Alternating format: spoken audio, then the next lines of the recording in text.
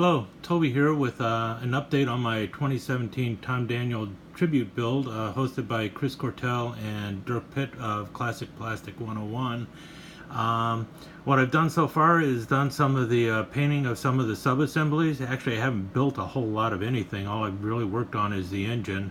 But I painted the interior and did some other work that was done. For instance, like the radiator, got the radiator painted with the black that needs to be done.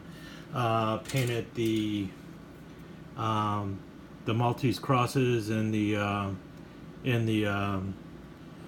wheels. That was done with the Tamiya Clear Red.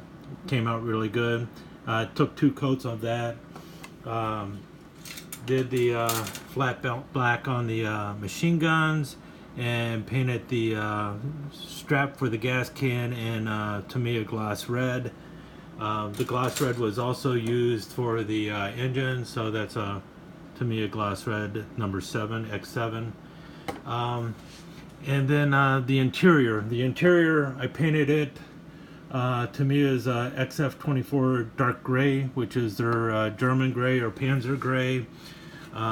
So the what the leather portions are in that. And then what I did, because it was done in Panzer gray, it's a little lighter, which allowed me to take a ultra fine Sharpie and highlight all the tuck pointing on it, and then I put a little drop of gold paint, Tamiya's gold, to make for the buttons in there.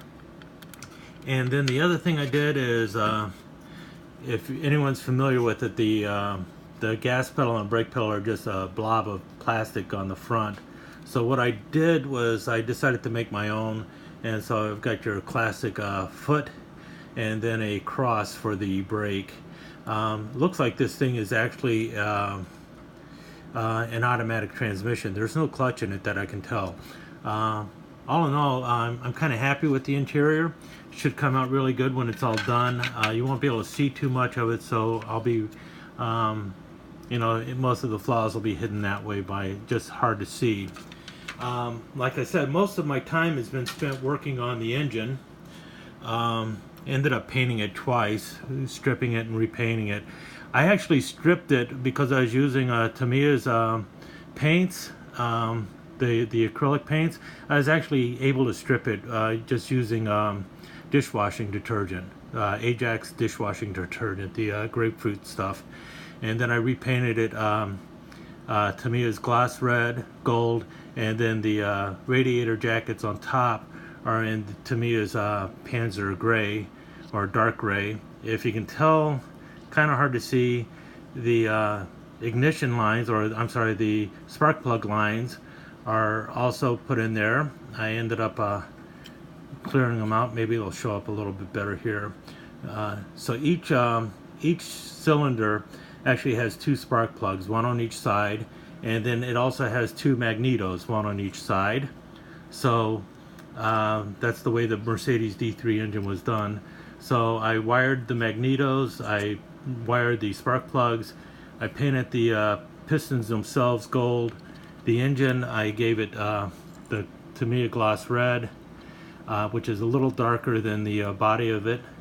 And if you notice this is the actually lower radiator line, and so I had to extend this radiator line going back to the front, and then I made like a rubber stopper and a hose clamp there, added a upper radiator hose here, if you can see it, and that's actually just made out of a piece of evergreen plastic that I just bent, and then I used bare metal foil for the hose clamp. And on this side you see the electric starter that I put on it. The way this engine actually started was you would turn the propeller 6 times to get all the cylinders lubed, and then there was an electric magneto inside the cockpit that you would turn real fast to get the engine started. The only way this thing would start without some kind of starter would be to basically push it to start, because there's nothing else on it. So that's why I decided to make an electric starter for it, and that's made out of 2 1/35 scale Sherman bogies that were glued back to back, and then just little doodads glued onto it to make it look more like a starter instead of two Sherman bogies. And I've got a line coming off of it for the starter portion. So I think it came out okay. The front is just a piece of plastic. I'm not sure if I'm going to try and make like a belt around it, or if I'm just going to make it look like it's an enclosed chain or something like that. I was planning on putting an oil filter over here, but this portion of the engine from here back is actually hidden behind the firewall, so you won't even be able to see it, and I would not have been able to put a oil filter on without basically cutting away more of the firewall, so I didn't want to do that. So that's as far as I can really go with the engine, but I'm kind of happy with it. I think it looks pretty good. It looks like it's more like something that would actually run with the starter on the side, and once I get everything else on it, it should really just pop and really look really cool. That's about as far as I've gone so far. Next time you see it, I'll probably be having the thing completed. My plan is to start putting glue to plastic and getting this thing built. One thing I can say is I really enjoyed working on this. It's been sitting in my stash for over 20 years. It's very hard to find a 1/12 scale Big Red Baron, and so a lot of people might want to hold on to it simply because every day it goes up in value. But for me, the true value was just having the opportunity to build this kit, and it's proving to be a really fun kit, and so no regrets building it whatsoever. And so if you've got kits in your stash that you think, wow, they're valuable and I want to keep them, you're really missing out. You should really just break it out and build the kit. That's why you bought it to begin with.